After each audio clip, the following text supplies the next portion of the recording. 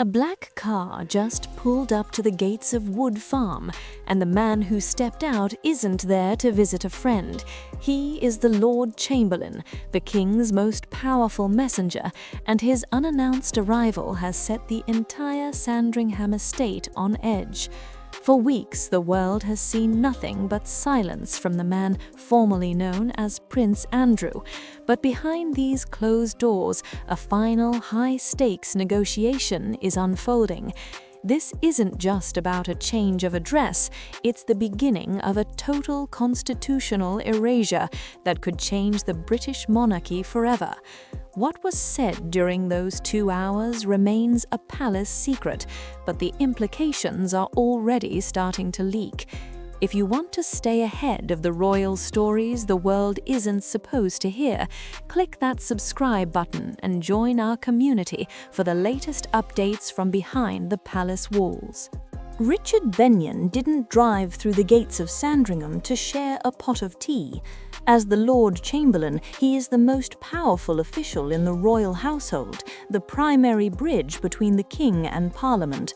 When his car was spotted leaving Wood Farm after a tense 2-hour closed-door meeting, it sent a clear signal: the family favors are over. Benyon isn't the man you send for a welfare check, he's the man you send to deliver a final notice. Insiders suggest this wasn't about the weather or Andrew Mountbatten-Windsor's living arrangements. The real agenda was likely far more explosive. Recent reports indicate that the British government, with the King's silent blessing, is preparing a succession bill to legally strip Andrew of his remaining place in the line of succession. This isn't just a symbolic move, it's a constitutional amputation. Benyon was the moment the family business became a state legal matter, reportedly handing over the terms of a total, permanent erasure from the monarchy. But that was just the beginning of the message. While the Lord Chamberlain was inside Wood Farm, King Charles was staying at Sandringham House, less than 2 miles away. The king was seen driving his own car, passing within minutes of his brother's front door, yet he refused to stop. He didn't even look toward the house. This calculated distance is being called the Great Sandringham Snub, a public demonstration that the king no longer views Andrew as a brother, but as a liability to be managed by courtiers. The Lord Chamberlain's presence also hints at a deeper, darker reality involving the ongoing investigation. As the liaison to the House of Lords, Benyon is uniquely positioned to handle the fallout if the current inquiry into misconduct in public office leads to a formal trial. Many believe the palace is preparing for the worst-case scenario, a member of the royal family in a criminal dock. If you think this isolation is just a temporary phase, wait until you see the house rules King Charles has just authorized to keep his brother under total control. Imagine being a prisoner on 20,000 acres of the world's most beautiful countryside, but you aren't allowed to touch a saddle. For Andrew Mountbatten-Windsor, the royal hobby of horse riding wasn't just a pastime, it was his last remaining link to a life of dignity. But King Charles has just pulled the plug. In a move described by insiders as psychologically brutal, the king has reportedly banned his brother from horse riding anywhere on the Sandringham estate. The reason? It's all about the optics. The palace is terrified of a single photograph leaking of Andrew grinning and smiling on horseback while a criminal investigation into misconduct in public office looms over the crown. But the riding ban is only the tip of the iceberg. Under the new Sandringham protocols, Andrew has reportedly been placed under a form of unofficial house arrest that would make a high-security inmate blush.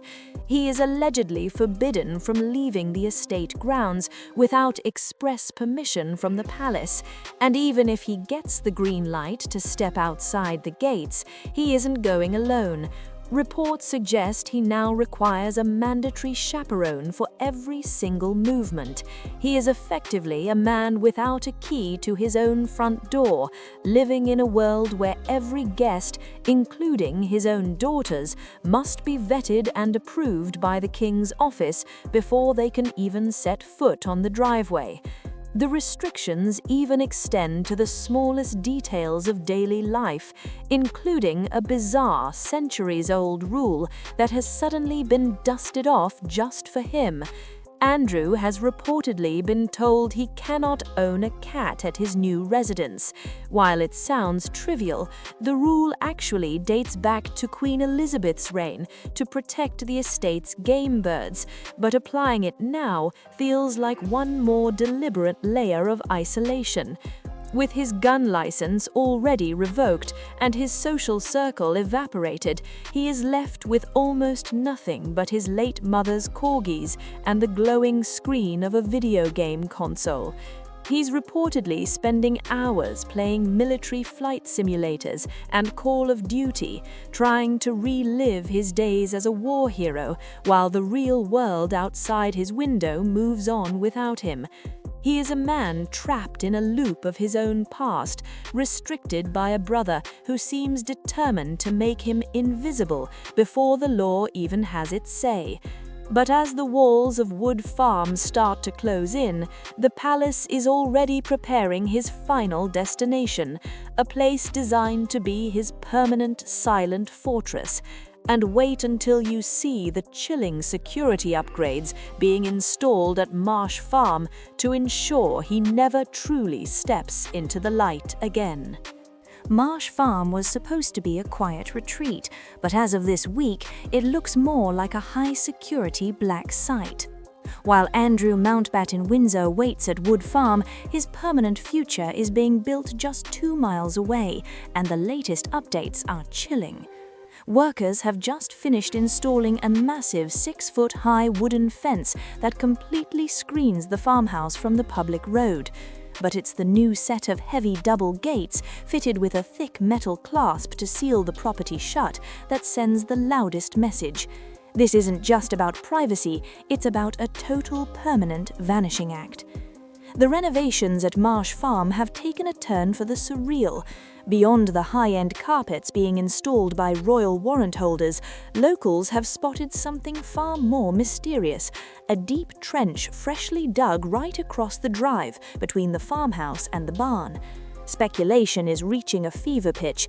Is this for high-tech security cabling, or is it a physical barrier to prevent unauthorized vehicles from ever getting close? With CCTV cameras now being mounted on every corner of the brick building, the property has officially transitioned from a home into a gilded cage. This 30-room downgrade from the grandeur of Royal Lodge is a brutal reality check. There are no sprawling ballrooms or royal suites here. Instead, the former prince is moving into a 5-bedroom farmhouse located right in the middle of a floodplain. It's a place that offers isolation in the most literal sense. The staff list has reportedly been slashed to the bone, with only a chef and a valet remaining. Even more striking is the atmosphere. Despite the total loss of his titles and his 11-hour stint in police custody, these 2 staff members are reportedly still required to address him as Sir. It's a desperate final grasp at a status that the rest of the world has already moved on from. But as the final trucks from flooring companies like Linney Cooper pull away, a new shadow is falling over the move. Even with a no-fly zone now extended to include the farm, the palace seems terrified of what could happen once Andrew is settled behind these new walls. The question on everyone's lips isn't just about where he's living, it's about his state of mind.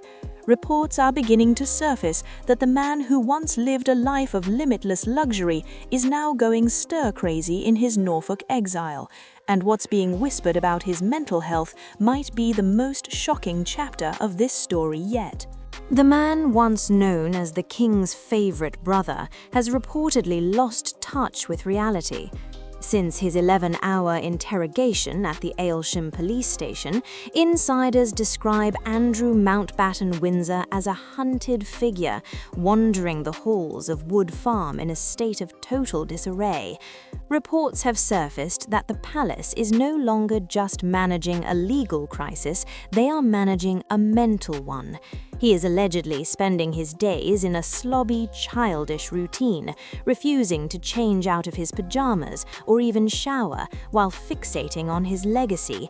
But is this a genuine breakdown, or is it a calculated health shield designed to keep him from ever facing a courtroom? The rumors of a medical intervention are reaching a fever pitch. In early March, a royal source revealed that Andrew has started a specialized therapy program right there on the estate. While some see this as a sign of a broken man finally seeking help, others are more skeptical.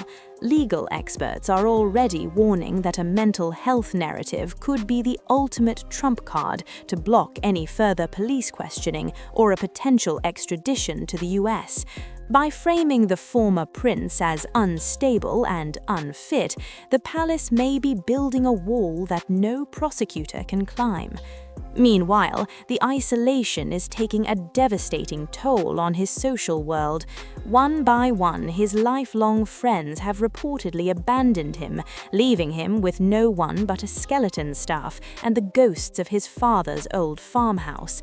Even the family support system has cracked. While his daughters, Beatrice and Eugenie, are staying out of the line of fire, it's the king's cold distance that speaks the loudest. Charles is reportedly deeply concerned, but his actions suggest he is more worried about the institution's reputation than his brother's well-being. This medical exile may be the most brilliant or the most tragic chapter in the Sandringham saga. If Andrew truly is losing his grip, then Wood Farm is no longer a temporary home, it's a high-security sanatorium. But if this is just another palace strategy to bury the Epstein scandal once and for all, the public's patience is wearing thin. As the investigators continue to sift through the leaked documents, the king has to decide, is he protecting a sick man or is he hiding a suspect behind a medical curtain? The most telling moment of this entire ordeal happened just 2 miles away from Andrew's front door. King Charles spent several days at Sandringham House this month, driving his own vehicle across the estate roads and walking to church in full view of the public.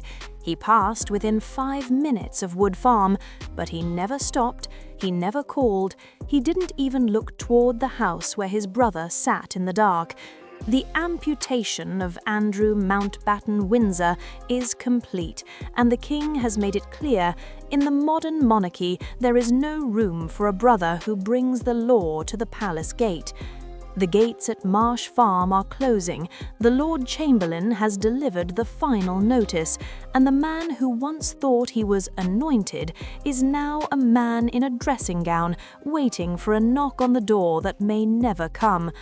But what do you think? Is King Charles handling this with the necessary iron fist to save the crown, or is he being too cold toward a man who hasn't been formally charged with a crime? Let me know your thoughts in the comments below. Is there any coming back from this, or has the sun finally set on the House of Windsor's most controversial figure? If you enjoyed this deep dive into the stories the palace wants to keep hidden, make sure to subscribe so you don't miss our next update from the front lines of the royal scandal.